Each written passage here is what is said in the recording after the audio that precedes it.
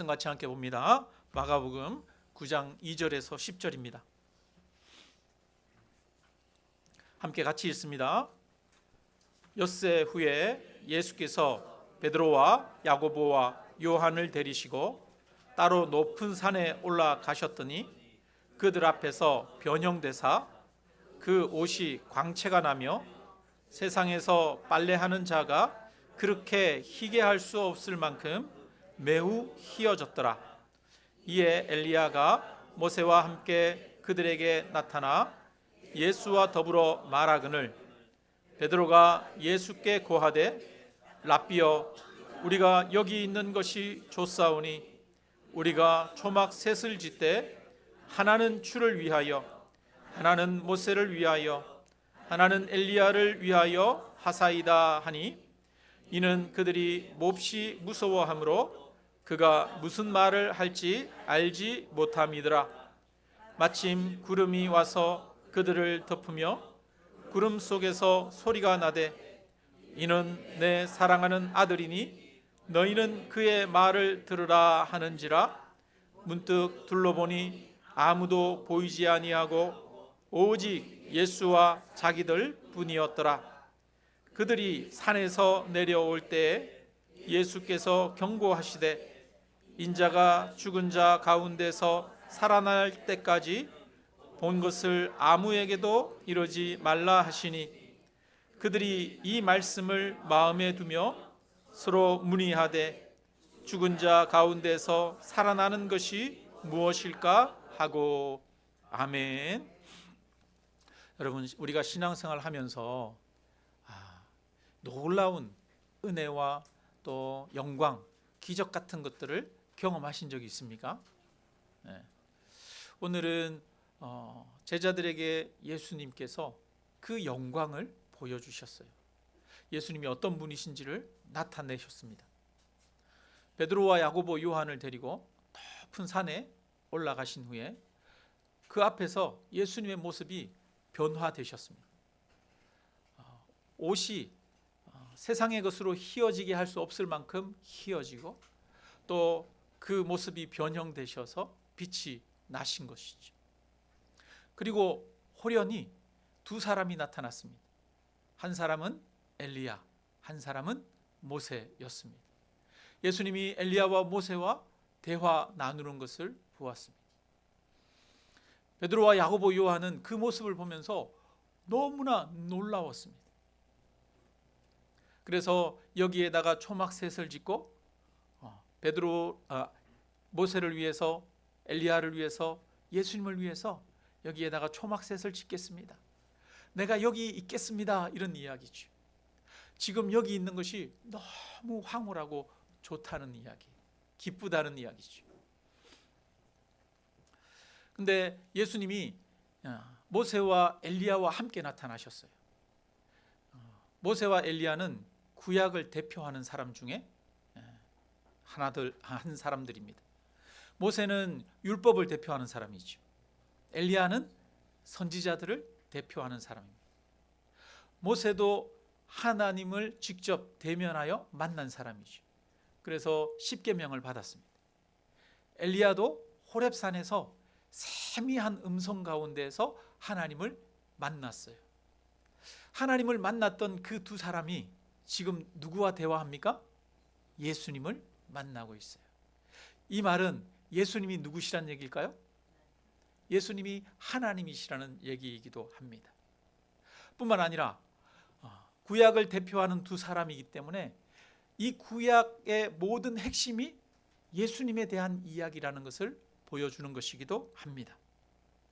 뿐만 아니라 하나님 나라에서 우리가 누리게 될 예수 그리스도의 영광, 우리도 예수님의 영광에 함께 참여하게 되는데 우리가 나중에 누릴 그 영광을 간접적으로 보여주는 것이기도 합니다.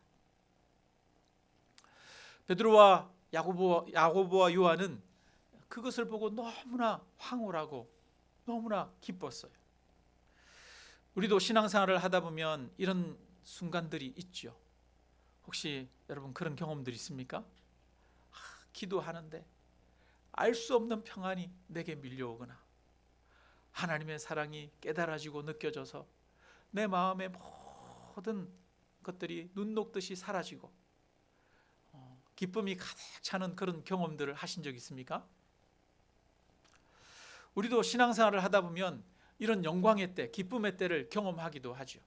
그래서 이대로 살았으면 좋겠다, 영원히 이 기쁨이 사라지지 않았으면 좋겠다, 그럴 때가 있습니다. 어떨 때는 운전하고 가면서도 하나님이 온 세상을 다스리시고 만물을 통해서 우리를 돌보시는 것이 경험되어지고 느껴지고 마치 풀이 우리에게 속삭이는 것 같고 하나님을 찬양하는 것 같은 그런 경험들이 있죠. 그래서 그런 경험 안에 머무르고 싶은 그런 순간들이 우리에게도 있습니다.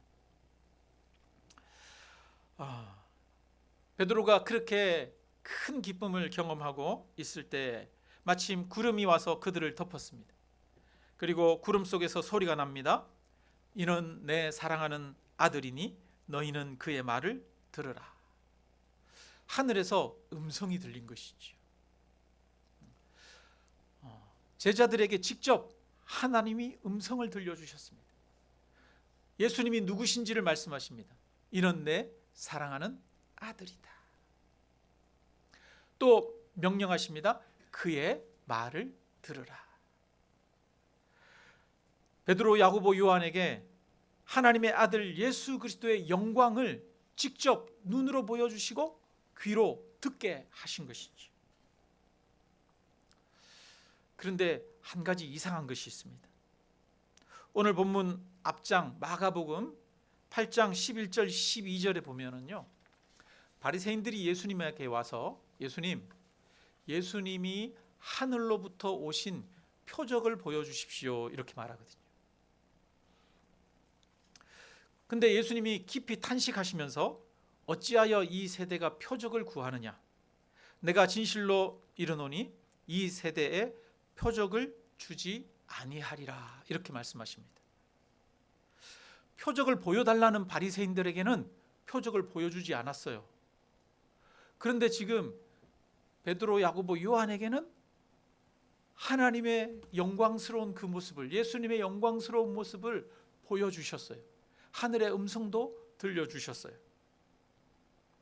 왜 하나님은 바리새인들에게는 표적을 안 보여주시고 3명의 제자들에게만 이것을 보여주십니까? 오늘 본문 2절에 보면 이렇게 시작합니다. 2절 다시 한번 같이 읽어볼까요? 엿새 후에 예수께서 베드로와 야고보와 요한을 데리시고 따로 높은 산에 올라가셨더니 그들 앞에서 변형되사. 이 일이 언제 일어났는지를 이야기를 합니다. 엿새 후에라고 이야기를 합니다. 엿새 후에라고 하는 말은 이 일이 앞에 엿새 전에 일어난 사건과 연결되어 있는 것이다 라는 의미이기도 합니다. 그래서 엿새 전에 그러면 무슨 일이 있었는지를 알아야 되겠습니다. 엿새 전에 예수님이 가이사랴 빌립보라고 하는 곳에서 제자들에게 질문을 하십니다. 사람들이 나를 누구라 하느냐? 그래서 말합니다. 어떤 사람들은 선생이라고도 하고 어떤 사람들은 선지자라고도 합니다. 그러면 너희는 나를 누구라고 하느냐? 베드로가 나서서 대답합니다. 주는 그리스도시니이다. 마가복음에는 주는 그리스도시니이다 이렇게 기록하고 있고요. 마태복음에는 주는 그리스도시요 살아계신 하나님의 아들이십니다. 요한복음에는 주는 그리스도시요 세상에 오시는 하나님의 아들이신 줄 내가 믿나이다 이렇게 말합니다. 제자들이 예수님에 대해서 하나님의 아들이라고 고백한 것이 여러 번 있었을까요? 지금이 처음일까요? 지금이 처음이에요. 지금이 처음입니다. 그 이전에는 제자들도 예수님을 보고 누구신지를 정확하게 몰랐어요. 아니, 저가 누구시기에 바람과 바다도 순종하는 거? 아니, 저가 도대체 누구시기에 귀신들이 도망가는가? 그래서 예수님에 대해서 놀랍게 여기고 그 말씀에 대해서도 권위 있게 여기면서도 예수님이 하나님의 아들이신 줄로 믿지는 못했어요. 그런데 드디어 제자들이 고백합니다. 주는 그리스도시요 살아계신 하나님의 아들입니다.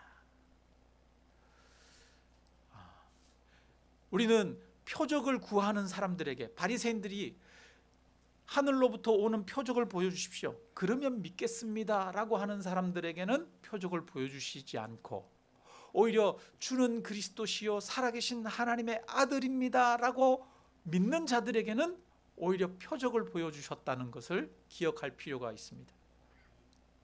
여러분, 예수님이 아니면 하나님이 나타나셔가지고 믿지 않는 모든 사람들에게 하나님이 계신 것을 다 보여주면 얼마나 좋겠습니까?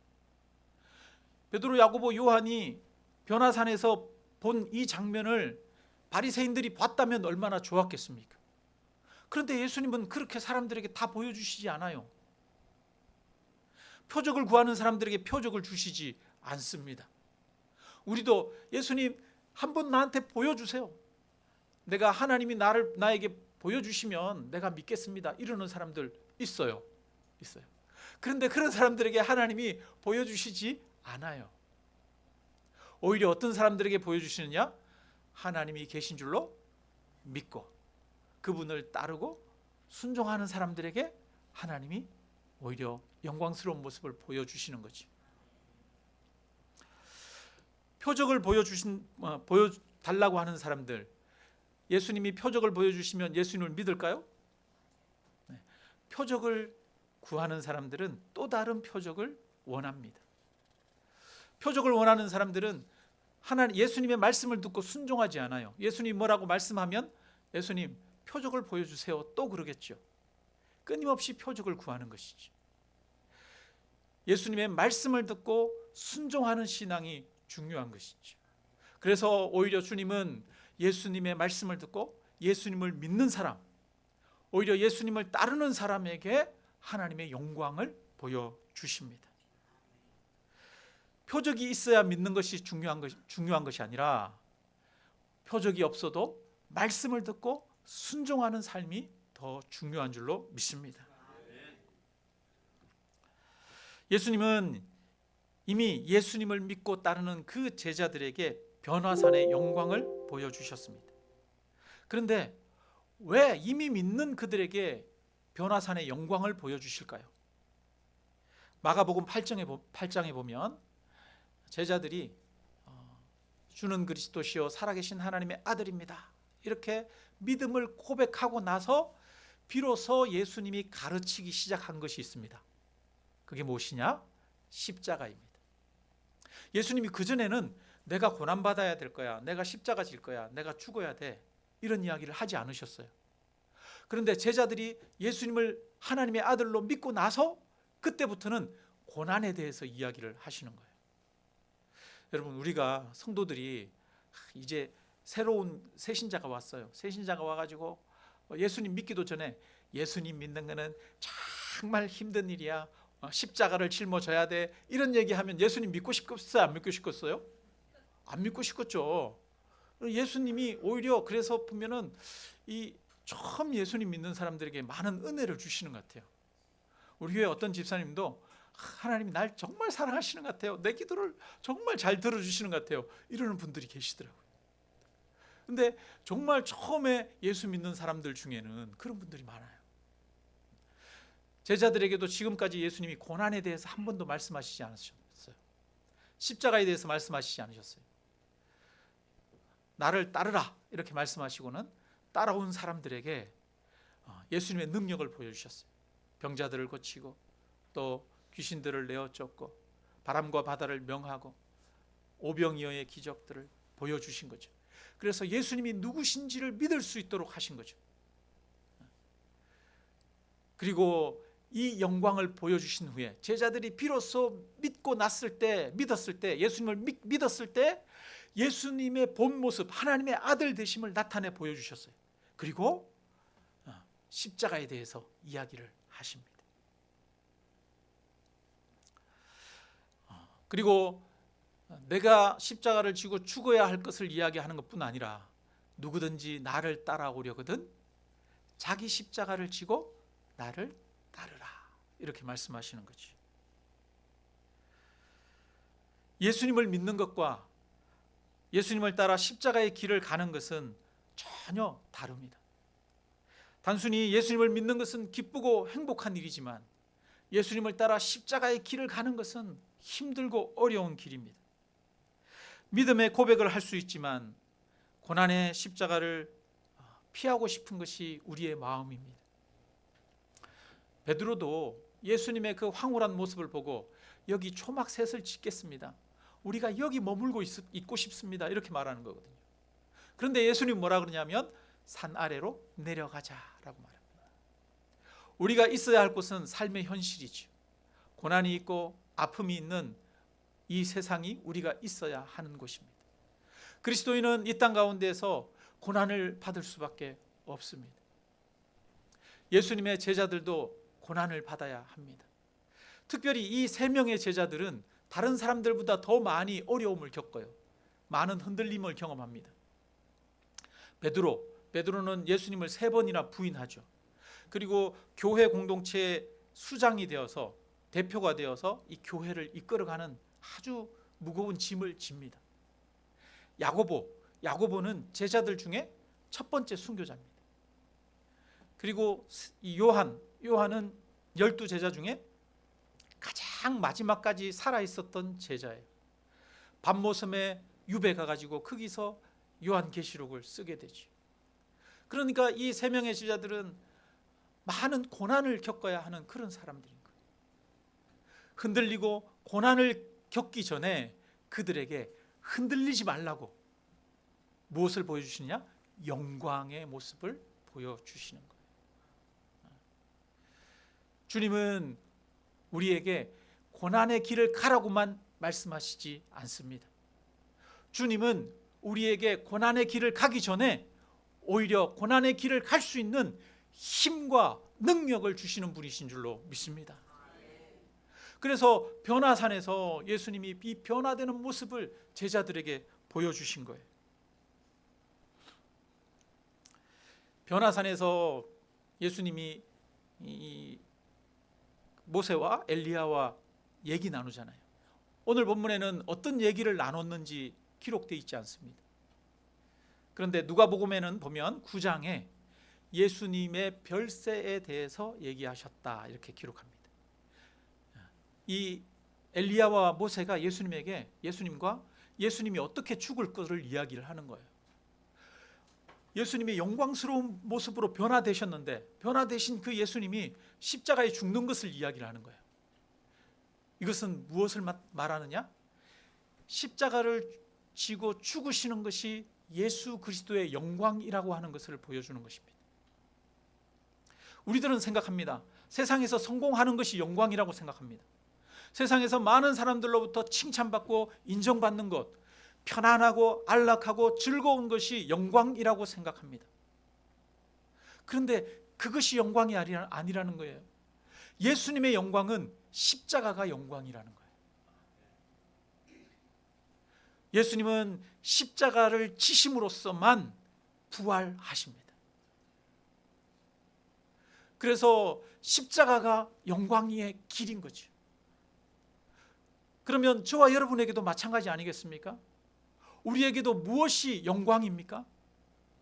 우리에게 영광은 우리가 편안하고 안락한 것이 아닙니다.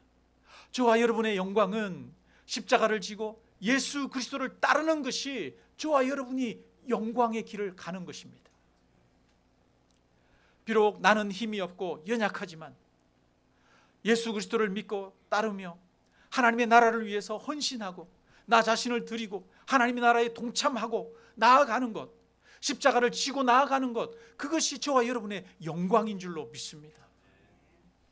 여러분, 한 나라의 대통령의 영광은 무엇입니까? 사람들에게 명령하면 명령대로 다 행하는 것, 남들 위에 가장 높은 것, 이것이 대통령의 영광입니까? 그것이 아니죠. 대통령은 온 나라를 통치하기 위해서 모든 곳곳을 신경 쓰고 한 사람 한 사람 국민들의 삶을 돌아보고 어떻게 하면 편안하게 할 것인가, 그것을 신경 쓰고 돌보는 것이 대통령의 영광 아니겠습니까? 목회자의 영광은 무엇입니까? 목회자가 영광이 성도들 위에 군림하는 것이 목회자의 영광이겠습니까? 그것이 아니라 목회자의 영광은 성도님들 한 명 한 명을 위해서 기도하고 또 성도님들 한 명 한 명을 돌아보고 섬기는 것이 목회자의 영광인 줄로 믿습니다. 그것처럼 우리의 영광은 무엇이냐? 십자가를 지고 예수 그리스도를 따라가는 것이 영광인 것이죠. 그래서 변화산에서 진정한 영광이 무엇인지를 보여줍니다. 우리가 얻게 될 영광의 길이 무엇인지를 보여주시는 거죠. 그래서 십자가의 길이 영광의 길인 줄로 믿습니다. 십자가의 길은 단순히 죽음의 길이 아니라 십자가의 길은 부활의 길입니다. 십자가의 길은 우리가 영원한 천국에서 얻게 될 그 영광의 길인 줄로 믿습니다. 그래서 제자들에게 미리 보여주는 거예요. 변화산의 사건을 통해서 예수 그리스도가 얼마나 영광스러운 분이신지를 보여주고 우리도 그 영광에 함께 동참할 것을 하게 될 것을 보여주시는 거죠. 그래서 고난의 길을 갈 수 있도록 미리 힘을 주시는 것입니다. 그렇다면 오늘 우리가 있어야 할 곳은 어디입니까? 오늘 우리는 산 위에 있어야 합니까? 아니면 산 아래로 내려가야 합니까? 산 아래로 내려가야 합니다. 예수님이 제자들에게 말합니다. 내려가자. 우리가 산 아래 내려가는 그 길에는 우리만 갑니까? 주님도 같이 가십니까? 주님도 같이 가십니다. 누구든지 나를 따라오려거든 자기 십자가를 지고 나를 따르라 할 때 주님은 우리를 홀로 내버려 두지 않으십니다. 내 혼자 무거운 짐을 지도록 그렇게 만드시지 않습니다. 무거운 짐을 지고 쓰러질 때 주님이 우리 곁에 함께 계십니다. 주님이 먼저 십자가의 길을 가셨고 그 영광의 길을 가셨기에 주님은 우리가 걸어가야 할 그 십자가의 길을 누구보다도 잘 아시고 우리와 함께 십자가의 길을 가시는 분이신 줄로 믿습니다. 그것뿐 아니라 주님은 반드시 저와 여러분에게 십자가의 길, 고난의 길을 가기 전에 또 무엇을 보여주시느냐? 영광의 길을 보여주시는 거죠. 그 길을 갈 수 있는 힘을 주시는 것입니다. 저도 우리 교회가 여러 가지 이 일들을 하잖아요. 올해 들어서 새로운 도전을 합니다. 결코 쉽지 않은 도전이지. 우리 교회가 이집트에 예배당을 건축하기로 결정하고 또 단기 선교도 가기로 결정하고 그렇게 해서 답사도 가려고 하고 준비하고 있는데 결코 쉬운 일이 아닙니다. 어렵습니다. 그런데 이런 결단을 하고 이런 길을 갈 수 있는 이유가 무엇입니까? 지금까지 하나님이 우리를 돌보시고 은혜 주셨기 때문이지. 하나님이 함께 하신다는 것을 보여주셨기 때문입니다. 제가 교회를 개척할 때 정말 무엇을 해야 될지 어떻게 해야 될지 아무것도 모르는 상황이었어요. 어디에다 교회를 개척해야 될지도 모르는 상황이었어요. 그런데 기적같이 아무것도 없는데 이 공간을 만나게 하셨어요.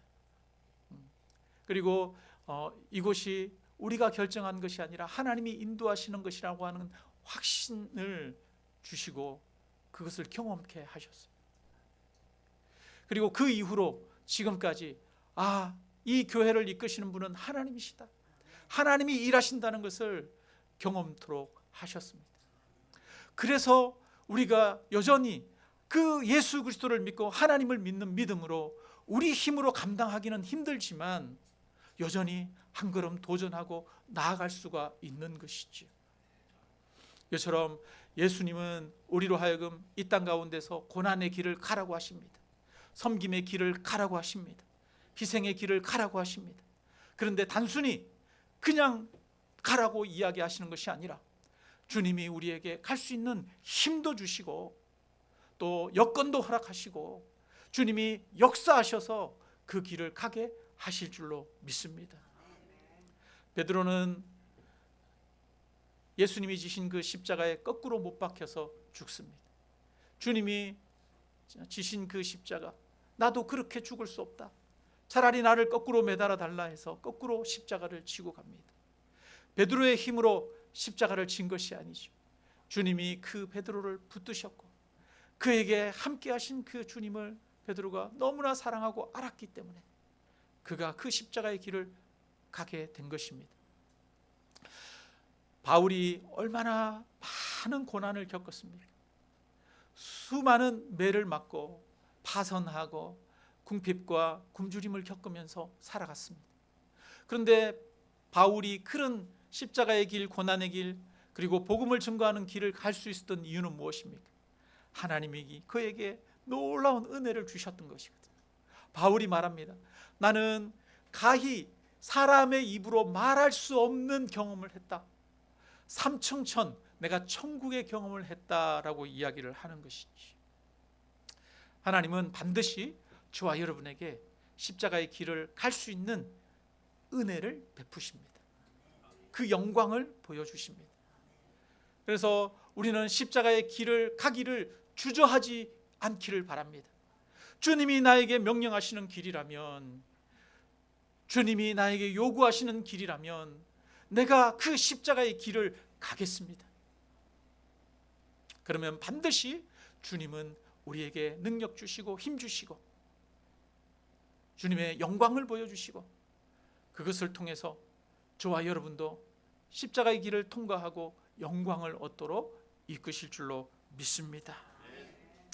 여러분, 이번 한 주간도 또 세상에 나가서 우리는 살아야 합니다. 힘든 세상 속에서 나아가서 살 때 영광의 주님을 바라보시기를 바랍니다. 고난만을 바라보지 말고 영광의 주님을 바라보아야 합니다.